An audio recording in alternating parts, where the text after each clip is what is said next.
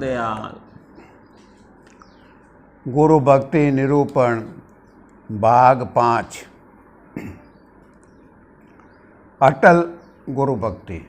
गुरु बिन भाव निधि तारहि न कोई, जो बिरांचि शंकर सम होई। गुरु भक्ति का मार्ग जो प्रेम व धीरज होने पर सरल है, वही बिना प्रेम व सच्चाई के निहायत ही दुर्गम तलवार की धार के समान है। यदि प्रभु की दया से किसी भाग्यवान की गुरु भक्ति या गुरुमुक्ता अविरल निभ जावे तो उसका काम उसी वक्त पूरा है। यदि सच्चे संत सद्गुरु किसी पर दिल से रीझ जावें तो उस सेवक का काम उसी क्षण पूरा बन जाता है। इसका एक बड़ा सुंदर व प्रेरणादायक उदाहरण है। रेण में दरियाव जी महाराज हुए हैं। उनके गुरुमुख सेवक सुखराम दास जी महाराज मेड़ता में हुए। सुखराम दास जी महाराज का लोहार के घर का शरीर था। वे दरियाव जी महाराज के दर्शनों को रोज पैदल मेड़ता सिटी से रेण 16 किलोमीटर पैदल चलकर जाते थे। दिन भर तो लोहे के कूटने का मेहनती काम करते थे। शाम को पैदल चलकर रेण जाते थे। शाम को भोजन करके थोड़ा आराम करते और फिर उठकर 5 कोस पैदल चलकर दरियाव जी महाराज की सेवा में जाते। सुखराम दास जी जब तक रेण पहुँचते, दरियाव जी महाराज आराम कर लिया करते थे। ये पहुँचते तब गुरु महाराज लेटे रहते थे। ये पहुँचकर उनकी चरण सेवा में लग जाते। उनके चरण हाथ पैर दबाते। जब देखते कि अब तड़का होने वाला है, तब दरियाव जी महाराज तो आराम में होते। उनको प्रणाम करके मेड़ता के लिए रवाना हो जाते। दिन उगने तक अपने घर मेड़ता पहुंच जाते। भोजन करके अपने काम में लग जाते। इस तरह दिन भर काम करते। शाम को खा पी कर थोड़ा सा आराम करके चल देते। सुखराम दास जी जब तक रेण पहुँचते, दरियाव जी महाराज आराम कर लिए होते थे। सुखराम दास जी उनकी चरण सेवा में लग जाते। इस तरह का सुखराम दास जी का नित्य नियम बन गया था। रोज पैदल जाना उनके दर्शनों के लिए, उनकी चरण सेवा रात भर करना, पिछले पैर वापस पैदल चलकर मेड़ता आ जाना, थोड़ा विश्राम करके दिन भर कठोर मेहनत का काम लोहारगिरी का करना। इस तरह पूरे 12 बरस बीत गए। 12 वर्षों में कभी भी दरियाव जी महाराज ने इनसे कोई बात नहीं की।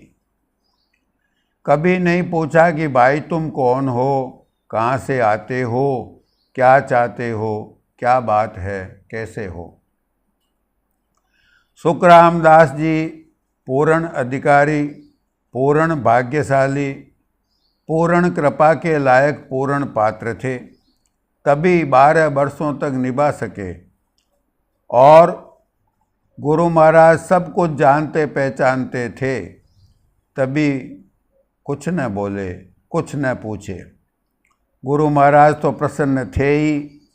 उनकी ही कृपा से सुखराम दास जी को ऐसी अडिग लगन, अडिग भरोसा, अडिग विश्वास, अनमोल सेवा बख्शीश में मिली थी। गुरु कुम्हार शीस कुंभ है, गढ़ गढ़ काढ़ खोट आंतर हाथ सहार दे बाहर बाहें चोट। 12 वर्षों तक यह क्रम नहीं टूटा। सुखराम दास जी तो पल पल गुरु महाराज की कृपा के शुक्रगुजार थे। उनका रोम रोम एहसानमंद था कि इन दाता की मुझ नाचीज पर इतनी कृपा है कि मुझे अपने चरण की सेवा बख्शी है।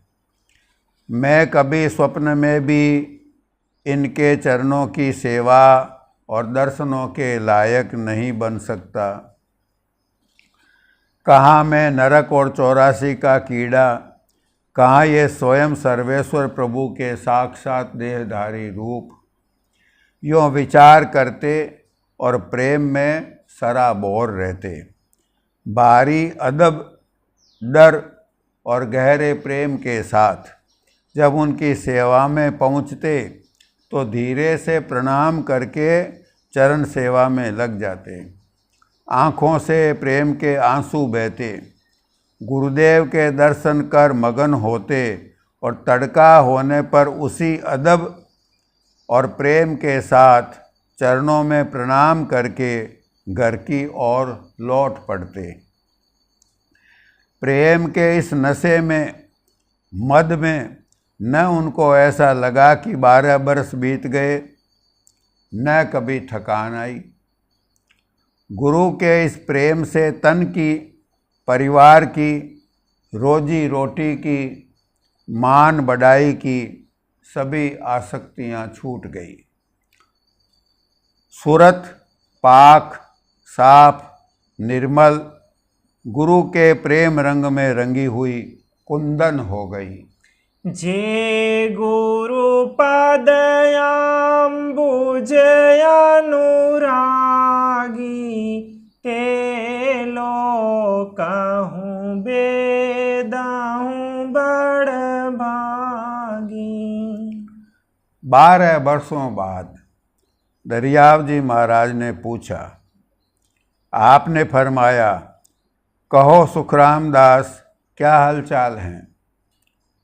गुरुदेव के मुखार बिंद से अमृत वचन सुनते ही सुखराम दास जी का रोम रोम प्रेम में भीग गया। गले में स्वर अटक गया। बोलना चाहते हैं तो कंठ रुक गया है। गुरुदेव के शीतल व पवित्र चरणों पर मत्था टेक दिया। आज निहाल हो गए। बड़े भारी प्रयत्न करके इतना ही बोल पाए। दाता, सब आपकी दया है। मन में तो बड़े बड़े अरमान और उमंगें सजोई हुई थी कि जब गुरु महाराज कृपा करके पूछेंगे, बोलेंगे तो ऐसी अर्ज करूँगा, ये कहूँगा, ऐसे प्रार्थना करूँगा। लेकिन जब गुरु महाराज ने पूछा तो केवल भीगे नेत्रों से विवहल होकर दर्शन करते ही रह गए। मेरे सतगुरु मिलेंगे, पूछेंगे कुशलात, आदि अंत की सब कहो और अंतर की बात। खैर, कुछ कहने की जरूरत भी नहीं थी। गुरुदेव सब जानते थे। इस अद्वितीय प्रेम और लगन पर दरियाव जी महाराज रीझ गए। स्वयं गुरुदेव के नेत्र कमलों में प्रेम का जल छलक आया। गुरुदेव ने इनके सिर पर अपना हाथ रखकर इन्हें अभय कर दिया। दरियाव जी महाराज ने इनको सुरत शब्द मार्ग का उपदेश दिया। उपदेश प्राप्त करते ही इनके मन और सुरत सिमटकर पहले सहस्त्रल कमल में पहुँचे। वहाँ जाकर के ज्योति स्वरूप का दर्शन किए और सुरत गुरु कृपा से उनके संग अंतर में घट में आगे चली और त्रिकुटी में ओंकार ब्रह्म का दर्शन करते हुए तत्क्षण शून्य शिखर पर ररंकार में पहुँची। सच्चे गुरुमुख अधिकारी ही इतना धीरज रखते हैं। सच्चे अधिकारी गुरुमुख को ही मालिक के दर्शनों की और सच्चे संतों के दर्शनों की और सच्चे संतों के सेवा की ऐसी कदर और अदब होती है। वो ही ऐसी अटल दृढ़ता से सेवा, बंदगी और भक्ति करते हैं। इनकी 12 वर्षों की अद्वितीय गुरु भक्ति उस एक क्षण में फलीभूत हो गई जब दरियाव जी महाराज रीझ कर उधर ध्यान यानी तवज्जो दिए। हरि सेवा के 100 बरस, गुरु सेवा पल 4, तो भी सरवर ना करे, सुख देव किया विचार। सुखराम दास जी मेड़ता से रेण 5 कोस की दूरी पैदल आते और जाते थे। अगले दिन से दरियाव जी महाराज ने हुक्म दिया कि इतनी दूर आने और जाने में सुखराम को तकलीफ होती है। आज से हम रोज रात पड़ने पर रेण से मेड़ता की तरफ आधे रास्ते तक जाएंगे। उधर सुखराम दास जी मेड़ता से रेण को पैदल रवाना होते, इधर स्वयं गुरु महाराज प्रेमी सेवक की सेवा ग्रहण करने के लिए रेण से मेड़ता की तरफ पैदल चलते। लगभग आधे रास्ते पर खेजड़ी का एक बड़ा पेड़ था। गुरु महाराज वहाँ पहुँचकर रुक जाते, वहीं पर सुखराम दास जी पहुँच जाते। सुखराम दास जी वहाँ पहुँचकर फिर दर्शन और चरण सेवा करते और पिछले पैर होने पर सुखराम दास जी तो प्रणाम करके वहीं से मेड़ता लौट जाते और दरियाव जी महाराज वहाँ से रेण को वापस पधारते। मेड़ता और रेण के रास्ते पर लगभग बीच में अब वहाँ इस सेवा प्रकल्प की याद दिलाता पक्का स्थान सुंदर राम द्वारा बना हुआ है। प्रथम सीढ़ी है गुरु भक्ति, गुरु भक्ति बिन काज न रति, और उपाय अनेकन करते, गुरु भक्ति को मुख्य न रखते। यही कसर है सबके मत में, सिद्धांत न पावे ओछे चित में। गुरु आज्ञा पालन। गुरु आज्ञा दृढ़ कर ग्रहण, गुरु मत सहजो चाल। रोम रोम गुरु को रटे, सो शीस होय निहाल। सेवा में सर्वोच्च सेवा आज्ञा पालन की सेवा है। जो गुरुदेव की आज्ञा को मालिक की आज्ञा मानकर उसमें उचित अनुचित विधि निषेध का ख्याल त्याग कर प्रेम से पालन कर पाता है, वही सबसे श्रेष्ठ है। पुराणों में इस प्रसंग पर एक बड़ी सुंदर कथा है। जाबाल ऋषि अपने गुरु के पास गए और उनसे प्रार्थना किए कि आप मेरे पर दया करें और मुझे ब्रह्म विद्या का उपदेश करें। गुरुजी ने कहा कि हमारी ये 100 गायें हैं, इन्हें ले जाओ, इनकी सेवा कराओ, इनको चराओ, इनका पालन करो। जब ये 100 की बढ़कर 1000 हो जावें तब इन्हें लेकर आना, फिर तुम्हें ब्रह्म विद्या का उपदेश करेंगे। आज्ञानुसार जाबाल ऋषि 100 गायों को लेकर चले गए। बड़े प्रेम से गायों की सेवा करने लगे। प्रेम से सेवा किए तो धीरे धीरे गायें बढ़ने लगी। जब पूरी 1000 हो गई तो गुरुदेव की आज्ञानुसार सेवा बन आने पर परम संतोष और प्रसन्नता हुई। 1000 गायों को लेकर पुनः गुरुदेव के दर्शनों के लिए जब जा रहे थे तो रास्ते में एक दूसरे भेदी और जानकार ऋषि मिले।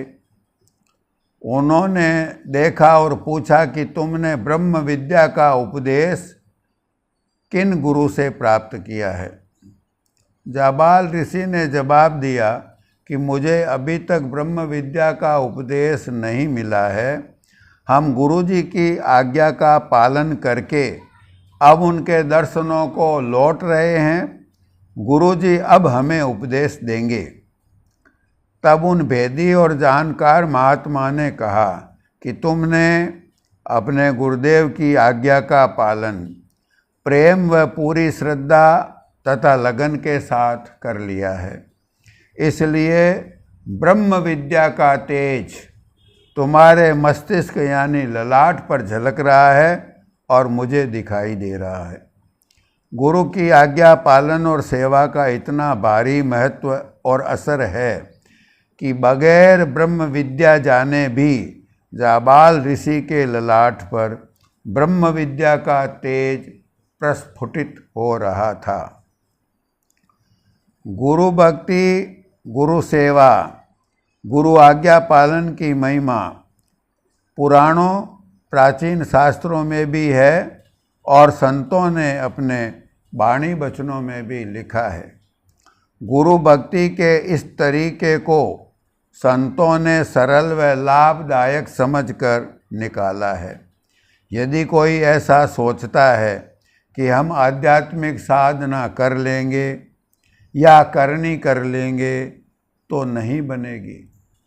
खास तौर से इस कलयुग के समय में करनी का बन पाना साधारण इंसान के लिए अत्यधिक दुरूह और कठिन है। संतों की साधना में मन को विषयों से, माया से, प्रपंच से मोड़ना पड़ता है, जो बगैर गुरु में पूरे प्रेम के हो नहीं सकता। पहले गुरु भक्ति जब बन आती है तब ही आध्यात्मिक साधना बन सकती है। गुरु का देह रूप है। गुरु को हम देखते हैं। जब हम देह रूप की भक्ति नहीं करेंगे तो अरूपी मालिक की भक्ति या उससे प्रेम कैसे कर सकते हैं? सुखराम दास जी और जाबाल ऋषि जिनके उदाहरण ऊपर आए, इन दोनों ने पहले गुरु भक्ति की।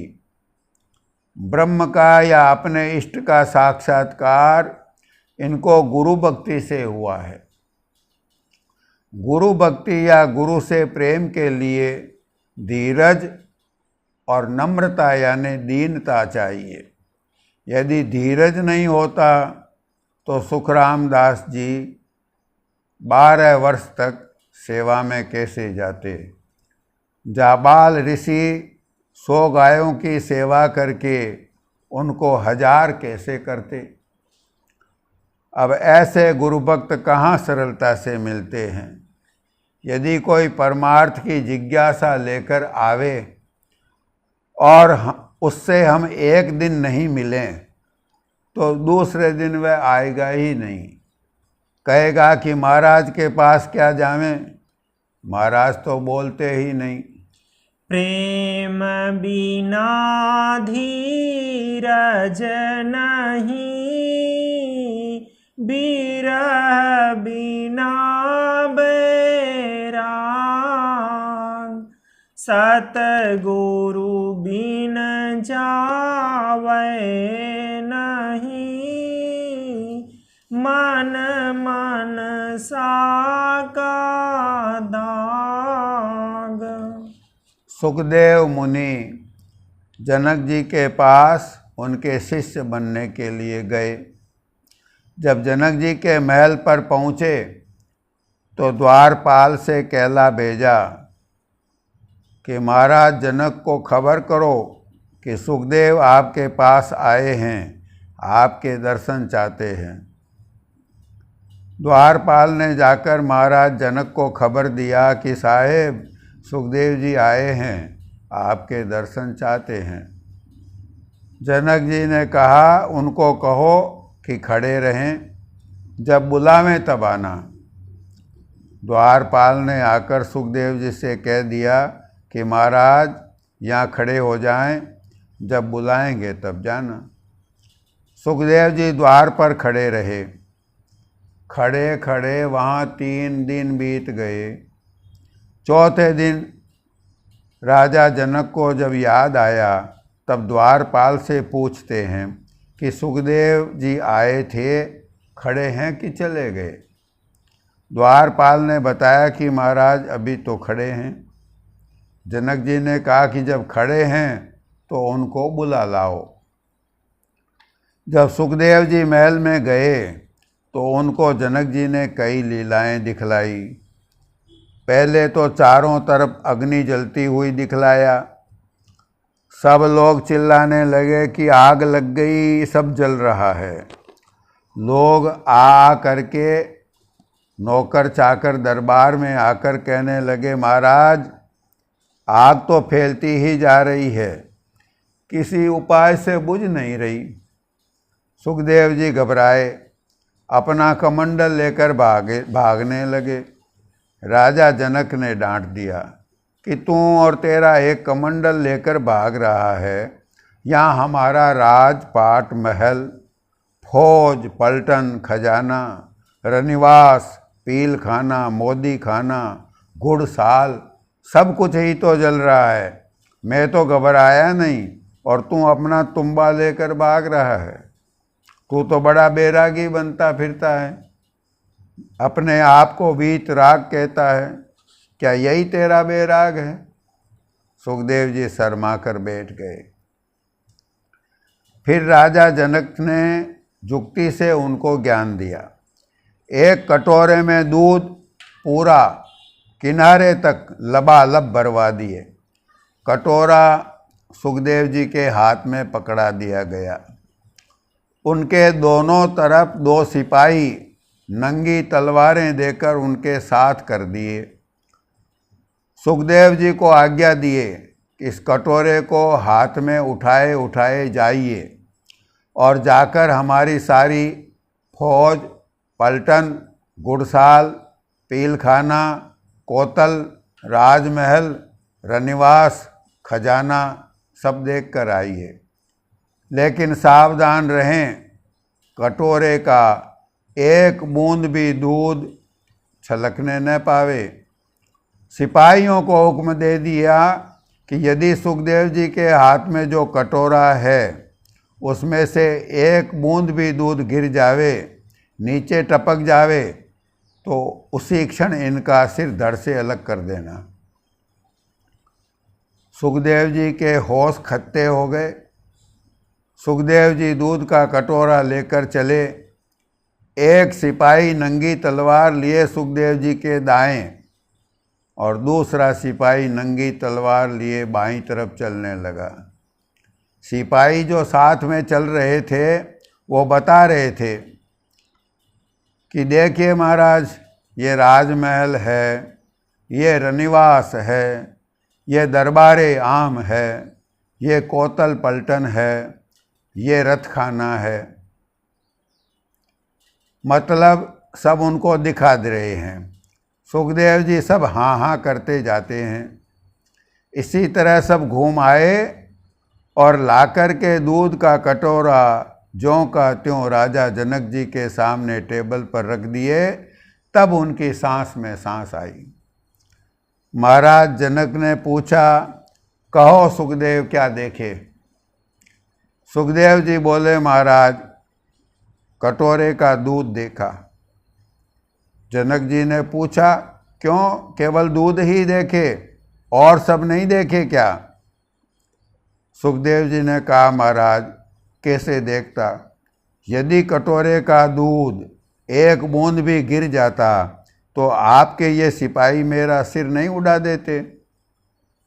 तब राजा जनक ने समझाया कि जैसे अभी तुमको मौत का डर लगा और मरने के डर से तुम्हारा ध्यान कटोरे के दूध को छोड़कर कहीं नहीं गया, बस इसी तरह मौत से हर समय डरो और जो शब्द तुम्हें हम बताते हैं, जिसकी गुंजार तुम्हारे मस्तिष्क में हो रही है, उस चैतन्य गुंजार पर अपनी सूरत को जमा कर रखो। एक क्षण के लिए भी उसको भूलो नहीं, उससे गाफिल मत रहो। अगर ऐसा नहीं करोगे तो काल एक दिन तुम्हारा कलेवा कर लेगा। इस बात को सत्य मानकर काल और मौत से डरकर उस जगह अपनी सूरत को जमा करके रखोगे तो तुम्हारी सूरत उसी चैतन्य में जाकर तद्रूप हो जाएगी। यह उपदेश सुखदेव जी को दिए। जनक जी का उपदेश गोचरी मुद्रा का था। गोचरी मुद्रा का साधन करके सुखदेव जी शब्द को सुनते हुए जाकर के उस चैतन्य पुरुष में तद्रूप हुए। सद्गुरु दयाल।